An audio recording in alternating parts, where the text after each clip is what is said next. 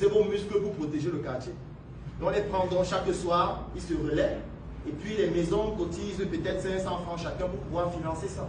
Sur le plan intellectuel, ça s'appelle de l'autodéfense intellectuelle. Ça veut dire qu'on comprend qu'il y a des tares dans notre pays et on décide nous-mêmes de devenir la solution. On n'attend plus la solution des autres. Et quand on a décidé donc de le faire, on partait donc ramasser les ordures. Mais notre objectif n'était pas de ramasser les ordures. Notre objectif était de comprendre les attitudes de consommation du quartier. Parce qu'en ramassant les ordures, la première étape, c'était d'analyser les ordures de chacune des maisons. Ce qui fait que quand on venait prendre une ordure chez quelqu'un, on étiquetait les ordures avec un code qui nous permettait de savoir que ces ordures viennent de telle maison. Et on le faisait pour chaque maison. Et après, on faisait donc un tri. Le tri permettait de faire en sorte que quand je prends les ordures chez lui, je nettoie les ordures parce que c'était divisé en deux. Il y avait des déchets plastiques et des déchets organiques.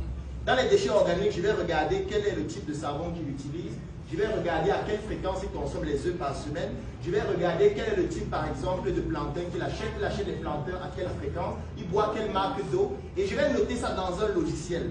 Et lorsqu'on va le faire pendant 3 mois, pendant 6 mois, pendant 1 an dans un même quartier, ça va nous permettre d'avoir les attitudes de consommation de tout le quartier. Et dès qu'on a les attitudes de consommation d'un quartier, c'est ce qu'on appelle de l'intelligence économique, on peut orienter maintenant l'investissement dans ce quartier.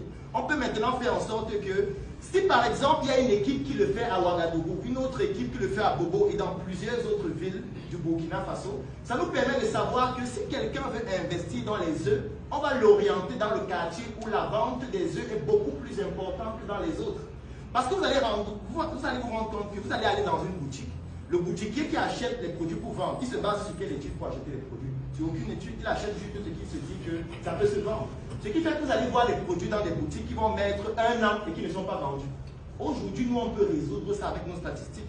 On peut lui dire, si tu veux ouvrir une boutique à Bobo Dioulasso dans tel quartier, voici la liste du top 10 des produits que tu dois vendre parce que la consommation de ces produits dans ces quartiers est 10 fois supérieure à tous les autres quartiers de la ville. Ça, c'est de l'intelligence économique que vous devez associer même dans la vente ambulante.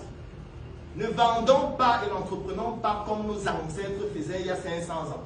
Aujourd'hui, il y a de nouvelles connaissances. Aujourd'hui, vous apprenez l'informatique, vous apprenez la programmation, vous apprenez l'anglais parce qu'il faut être capable de vendre même à quelqu'un qui ne parle pas la même langue que vous. Aujourd'hui, toutes ces connaissances doivent vous permettre d'être un vendeur différent, d'être un entrepreneur différent, d'être quelqu'un qui ne permet pas à ce que sa société installe la médiocrité comme l'étalon.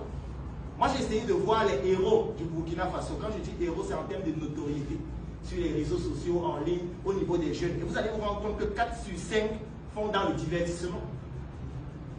Donc, vous êtes en train de laisser que la médiocrité